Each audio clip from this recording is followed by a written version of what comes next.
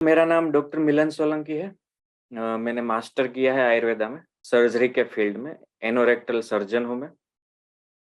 मेरा पंचकर्म हॉस्पिटल है राजकोट, गुजरात में। पिछले 12-13 ईयर्स से मैं प्रैक्टिस कर रहा हूँ और आयुष डिपार्टमेंट के साथ भी जुड़ा हूँ। आगे बढ़े। आज जो स्टार्ट कर रहे हैं, बेस लेक्चर कह सकते हो आप। ये लेक्चर के बाद आप आइदर एस्ट्रोलॉजी और आयुर्वेद अच्छे से कनेक्ट कर पाओगे। तो वात पित्त कफ का बेस क्या है, हम किस चीज से बने हैं, क्यों बने हैं, मेंटेन कैसे करना है, इसका रॉ मटेरियल आज से ही हम देखने वाले हैं। थोड़ा फिलोसॉफिकल पार्ट भी मैंने लिया है, वो भी हेल्थ को टिकाए रखने में आपको एक हेल्प करेगा। हो सकता है थोड़ा ऐसा लगे कि ये नया है, इसमें कुछ डाउट या क्वेरी है तो तुरंत पूछ लेना, अदरवाइज हम लास्ट में वो सोल्व करेंगे। आयुर्वेद में एक कहा गया है कि प्रत्यक्ष ही अल्पम, अप्रत्यक्ष अनल्पम। कि जो भी चीज हम देख सकते हैं वो बहुत ही कम है, और जो नहीं देख सकते वो रेशियो है मोर देन 99%। आयुर्वेद ने ये सभी एस्पेक्ट कवर किए हैं, पर हमारे लिए इस एस्ट्रोवेदा कोर्स में कि बेसिक नॉलेज प्लस थोड़ी रेमेडीज के साथ हम day by day influential life में कैसे अपने आप को ठीक रखें, ये मैंने एक जिस्ट निकाला है। आई होप कि ये आपकी लाइफ में आगे काम आए। आज हम देखेंगे कि आयुर्वेद का इंट्रो मैनिफेस्ट कैसे हुआ, आयुर्वेद को हम सेल्फ पर कैसे अप्लाई करें। वात पित्त कफ सात धातु ये पूरे 4 डेज में हम कवर करेंगे। फिर हम अपनी प्रकृति के बारे में जानेंगे। तीन चीज है जो का कंसर्न है आजकल की, डाइट कैसा होना चाहिए हमारा। ये सबसे बड़ी फार्मा इंडस्ट्री के बाद सबसे बड़ी इंडस्ट्री है डाइट इंडस्ट्री। वो भी इन्फ्लुएंशियल बेस पर चलती है कि कभी साइंस कहता है कि कॉफी पीनी चाहिए, कभी कभी कहता है कि चाय पीना चाहिए, कभी कहता है कि पनीर खाने से प्रोटीन मिलता है, कभी कहते हैं कि पनीर नहीं खाना चाहिए, कहते हैं कि पनीर खाने से प्रोटीन मिलता है, कभी कहते हैं कि पनीर नहीं खाना चाहिए।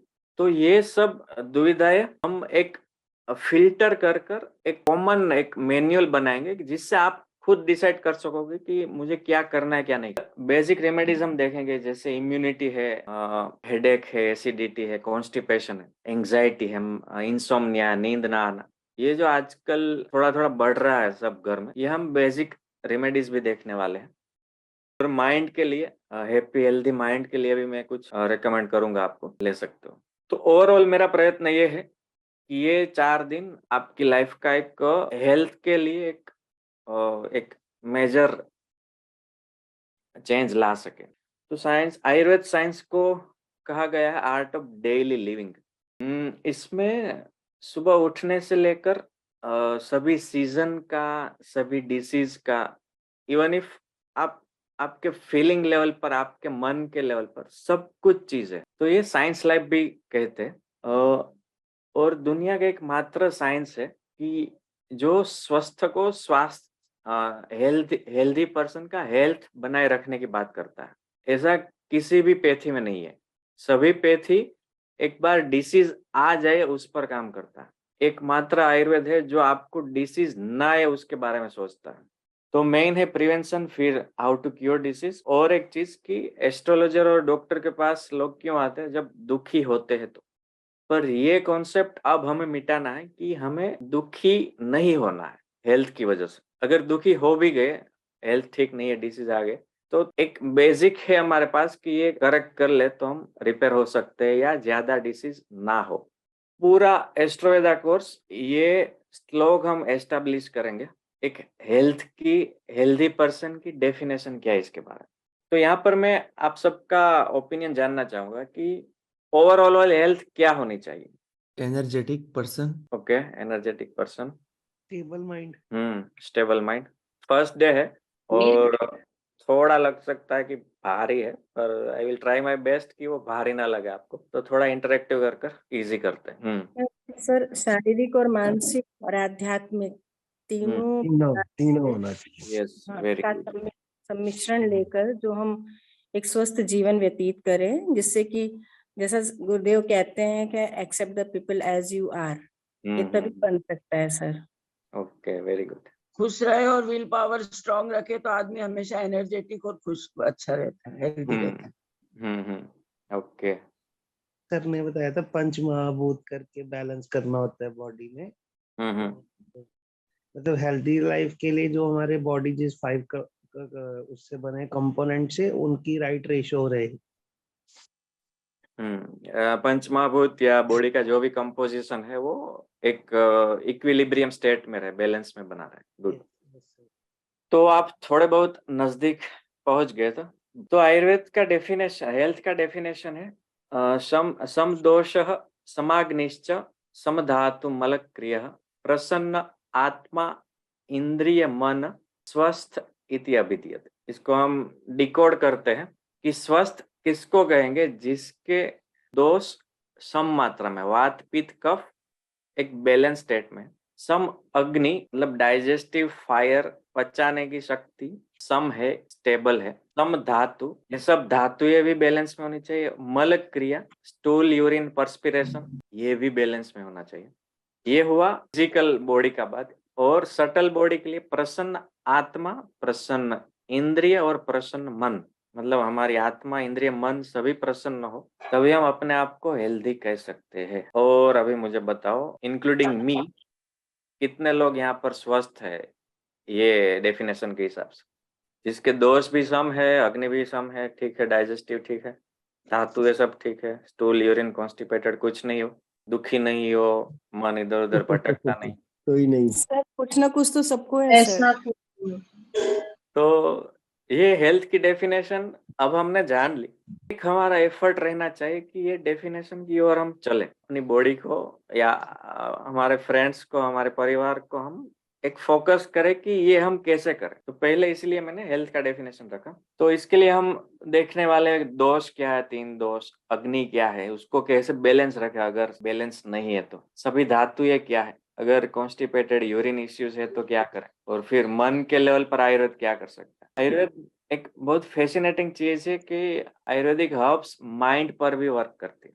तो कोई भी साइंस के पीछे एक मोटिव रहता है कि ये साइंस हम क्यों डेवलप करें। जब ऋषि मुनियों को ऐसा लगा अभी दुनिया में हेल्थ की जरूरत है, ऐसा नहीं कि अभी हम 50-100 ईयर से ही बीमार पड़ रहे, 5000 साल पहले भी लोग बीमार पड़ते थे, ऐसी कुछ चीजें कर बैठते थे जो हेल्थ को बिगाड़ती। तो पहले के लोग कहते हैं कि अभी सब बिगड़ गया है, ये सब पिज्जा कल्चर आ गया, ऐसा कुछ नहीं है। हाँ, 5000 साल पहले पिज्जा नहीं होंगे, पर लोग तो हमारे जैसे ही है, जैसे ही थे, क्योंकि हम भी हो सकते हैं शायद रिसाइकल हो होकर यहाँ तक पहुंचे हैं। तो मेन मोटिव ये है आयुर्वेद का कि धर्म अर्थ काम मोक्षाणाम आरोग्यम मूलम उत्तमम, कि आपको धर्म अर्थ काम मोक्ष जो भी करना है उसके मूल में जो चीज है वो है उत्तम आरोग्य। इसीलिए ऋषि मुनियों ने एक पार्श्व स्थित एक श्लोक आता है आयुर्वेद में कि हिमालय में पहली बार वो इकट्ठा हुए और ध्यान में बैठकर आयुर्वेद को डाउनलोड किया। तो एक बहुत ही यूनिक साइंस है। और एस्ट्रोवेदा कोर्स में हम जो देखने वाले हैं ये चीजें, मेरा 9 ईयर का BMS प्लस मास्टर स्टडी, मेरी 12-13 ईयर्स की प्रैक्टिस, एक्सपीरियंस से मुझे जो लगा कि ये चीजें कॉम्पैक्ट कर अप्लाई करने से लाइफ में बहुत बेनिफिट होता है। और यही चीज से हम स्टार्ट करते हैं अभी। वो जब भी हम आयुर्वेद खाते हैं या आयुर्वेद एलोपैथ की बात आती तो एक कॉन्कोर जैसी स्थिति क्रिएट होती है, या ऐसे लोग मिलेंगे आपको जो एंटी आयुर्वेद है या एंटी एलोपैथ है। दोनों साइंस की अपनी अपनी अहमियत है, दोनों की कुछ ना कुछ लिमिट्स भी है। तो हमें आयुर्वेद और एलोपैथ का ट्रैक बनाकर चलना। ऐसा नहीं कि आपको ब्रेन हेमरेज हो गया और आप आयुर्वेद की ओर चल पड़ो, इमरजेंसी क्रिएट हो गई। हाँ, आयुर्वेद में इमरजेंसी ट्रीटमेंट है, पर एक्यूट और इमरजेंसीज के लिए एलोपैथ बेस्ट है। बाकी जो भी सारा डिसीज का माहौल है अभी का, उसमें मेरी प्रैक्टिस से मैं कह सकता हूँ कि आयुर्वेद से बेस्ट कोई पैथी नहीं हो सकता। पर एलोपैथ का विरोध नहीं है। आप तो इतना प्रो मत बन जाना कि आपसे लोग भागने लगे, या इतना रिजिड मत रहना कि ऐसा लगे कि ये खुद इतना आयुर्वेद नहीं जानता फिर भी आयुर्वेद प्रो बन रहा है। तो साइंस का एक ड्रॉबैक यहीं पे आ जाता है। एलोपैथ वाले कहते हैं कि हमारी पैथी बेस्ट है, आयुर्वेद वाले कहते हैं हमारी पैथी बेस्ट है। दोनों बेस्ट है, पर हमें दोनों का जो बेस्ट है वही लेना है। ऐसा कहते हैं कि 40 या 41 सिविलाइजेशन है वो अब तक पूरी तरह से नाश हो चुकी है। जैसे हमारी सिंध संस्कृति है, सिंधु संस्कृति, इंडस सिविलाइजेशन हम जो कहते हैं इंडिया का, वो एक संस्कृति है। तो ऐसी 41 संस्कृतियां ऐसी है जो पूरी नाश हो गई। तो आयुर्वेद अब तक क्यों जीवित है? पूरी जैसे रोमानियन संस्कृति है, माया संस्कृति, तो ये इसका नामो निशान नहीं है अभी। पूरे करोड़ों लोग एक संस्कृति में जीते थे, वो सब अभी नहीं है। तो करोड़ों की मात्रा में अगर लोग या संस्कृति गायब हो सकती है, आयुर्वेद क्यों नहीं हुआ? तो ऐसा कहते हैं अथर्ववेद में। आयुर्वेद का बेस पॉइंट है अथर्ववेद में। वो अथर्ववेद का उपवेद भी है। और सांख्य थियरी जो है, षड दर्शन है भारतीय संस्कृति में, उसमें जो सांख्य का एक दर्शन है, आयुर्वेद उसी को फॉलो करता है। और सांख्य है वो लॉर्ड कृष्णा के लिनियज में आता है। लॉर्ड कृष्णा की जो भी लिनियज है, इंक्लूडिंग एस्ट्रोलॉजी, योगा, इसी वजह से ये साइंस ने सारे आक्रमण, ब्रिटिशर्स, मोगल्स आने के बाद भी ये चीजें नाश नहीं हुई। और आयुर्वेद को शाश्वत कहते हैं, जो कभी मिटता नहीं। तो एस्ट्रोवेदा है तो भी रहेगा, एस्ट्रोवेदा नहीं है तो भी आयुर्वेद तो रहेगा। आज या हजारों साल बाद भी आयुर्वेदा तो होगा। एलोपैथ साइंस आप देखो या कोई भी अदर पैथीज आप देखो, तो एक हिस्ट्री मिलेगी आपको 50-100 ईयर्स की। सपोज हमारे दादा है तो उसने पैरासीटामोल कब खाई होगी? हो सकता है कि अप टू एज ऑफ 40, 45, 50 देखी भी नहीं होगी उसने पैरासीटामोल क्या चीज। तो हम यहाँ तक पहुंचे हैं, ये एलोपैथ या किसी और साइंस की वजह से नहीं पहुंचे। आयुर्वेदा था, इसीलिए अभी हम सस्टेन कर रहे हैं, और अनादिकाल से ये एंडलेस रहेगा।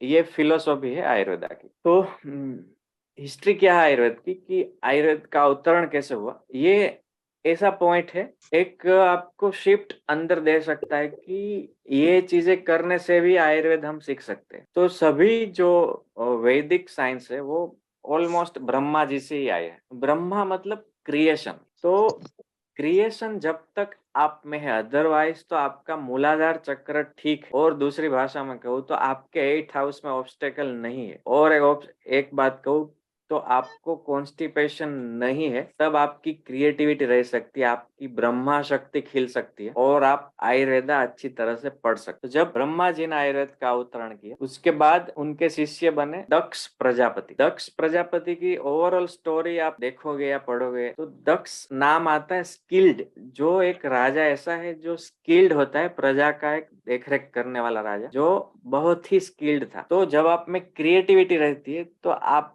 को अपनी हेल्थ बनाए रखने की स्किल्स मिल जाती। फिर आया अश्विनी कुमारों, दक्ष प्रजापति से नॉलेज लिया आयुर्वेदा का। अश्विनी कुमारों, थोड़ा भारी तो नहीं हो रहा? अश्विनी कुमारों थर्ड।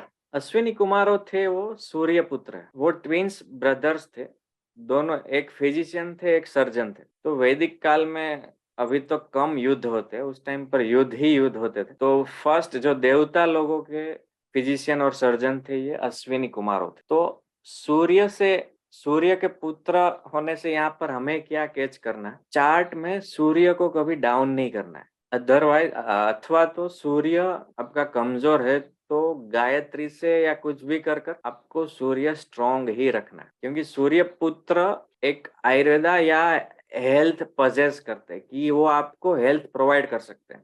फिर आते हैं इंद्र। तो इंद्र में माइथोलॉजिकल स्टोरीज है, हमें क्या कैच करना है कि इंद्र जो थे पूरे बॉडी इंद्रिय से हम देखें तो पूरे इंद्रियों का ख्याल रखते हुए अपने सूर्य को कमजोर न होने देना, स्किल्ड रहना है, और मूलाधार चक्र को संभाल कर रखना। ये हेल्थ के रूट में। और ये हिस्ट्री है आयुर्वेदा की, कि हमें ऐसा पढ़ाया जाता, तब समझ में नहीं आता था कि ब्रह्मा ने कहा, फिर हम रट लेते थे, फिर दक्ष प्रजापति, अश्विनी कुमार और इंद्र, और एग्जाम में लिख कर आ जाते। पर जैसे जैसे मैंने एस्ट्रोलॉजी पढ़ा और प्रैक्टिस से देखा, तो शुरुआत ही क्रिएटिविटी से होती है। 8th हाउस इसीलिए चार्ट में इम्पोर्टेंट है, क्योंकि वो फर्स्ट को ऑब्स्टेक करता है। आयुर्वेदा का आयु प्लस वेदा दो शब्द मिलकर बनता है। तो आयु मीन्स लाइफ, हम सब जानते हैं। वेदा टू नो इट थरोली, हमारी लाइफ को साइंटिफिकली थरोली जानना, दैट इज आयुर्वेदा। और एक कॉन्सेप्ट है, आपने सर से भी पढ़ा होगा, कि यत पिंडे तत् ब्रह्मांड है, कि पूरे ब्रह्मांड को हम कैसे जानेंगे? इतनी सारी गैलेक्सी है, इतने स्टार्स है, हम पूरे शनि देव को भी याद नहीं रख सकते कि शनि जहाँ बैठता है वहां श्रिंक करता है, या उसकी नजर अपना उस पर पड़े तो क्या हो। शनि को भी हम ठीक से नहीं जान सकते, तो पूरे ब्रह्मांड को कैसे जानेंगे। तो यहाँ पर एक वन लाइनर प्रिंसिपल है कि अपने सेल्फ को जान लो। बॉडी को अगर जान लेते हो तो यूनिवर्स को जानने की आप में क्षमता आ जाती है। दैट इज यत पिंडे तत् ब्रह्मांड। यहाँ पर कैच क्या है, यहाँ से हमें क्या ग्रिप करना है। मान लो किसी को बार बार एसिडिटी होती है, या तो फिर बार बार जॉइंट पेन होता है, या ऐसी कोई तकलीफ जो फ्रीक्वेंटली होती। तो अभी तो आप मोस्ट ऑफ लोग एस्ट्रोलॉजर्स भी हो, तो चार्ट में आप देखोगे कि एसिडिटी है तो सूर्य मंगल अफेक्टेड हो गए, या कुछ ऐसा कॉम्बिनेशन होगा कि जिससे हम बीमार पड़ते हैं। तो आपके पास अभी दो ऑप्शन है, या तो आप सूर्य मंगल को भी ठीक करो और उससे बॉडी को ठीक करो, या बॉडी को ठीक करो तो भी आपका सूर्य मंगल ठीक होने लगता है। यत पिंडे तत् ब्रह्मांड। आप पिंड को ठीक करो, ब्रह्मांड ठीक होने लगेगा। और एस्ट्रोलॉजी से क्या होता है कि एक होता है जैसे डैम होता है, मान लो नर्मदा डैम है तो वहां से गुजरात में पानी आता, तो जो भी मंत्र थेरापी है, यज्ञ थेरापी है, तो यत पिंडे कैसे एग्जाम्पल से देखें तो यूनिवर्स में जैसे सन है तो हमारी बॉडी में आत्मा है, एक हमारी आजू-बाजू स्पेस है तो हमारा मन है, कॉन्शियस है। यूनिवर्स में प्लैनेट्स है तो सभी प्लैनेट्स 7 या 9 प्लैनेट्स से हमारा बॉडी बना है। ये हम धातु में देखने वाले। तो जो भी हमारे अंदर है वो बाहर है। एक भी चीज ऐसी नहीं है जो शरीर में हो और यूनिवर्स में ना हो। और अभी हम बॉडी लेवल पर लेकर आए तो सूर्य, चंद्र, शनि, तो सूर्य से पित्ता इफेक्ट होता है, मून से कफा पर इफेक्ट होता है, और सैटर्न से वायु पर इफेक्ट होता है।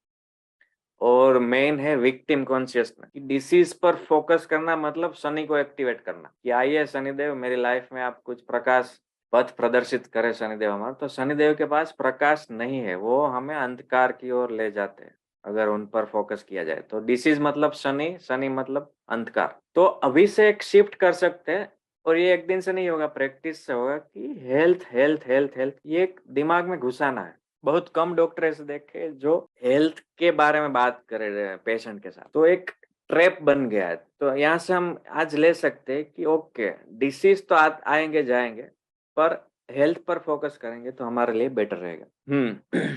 ये स्लाइड समझ में आए ना आए ठीक है, ये मैं बेस इसलिए बना रहा हूँ कि यूनिवर्स से, प्लैनेट से लेकर पंच महाभूत पर हम जाएंगे, फिर कंसोलिडेट करते करते हम शरीर पर आ जाएंगे, अपने वात पित्त कफ सप्त धातु। तो यहाँ तक का बेस क्लियर हो तो आपको अच्छा रहेगा।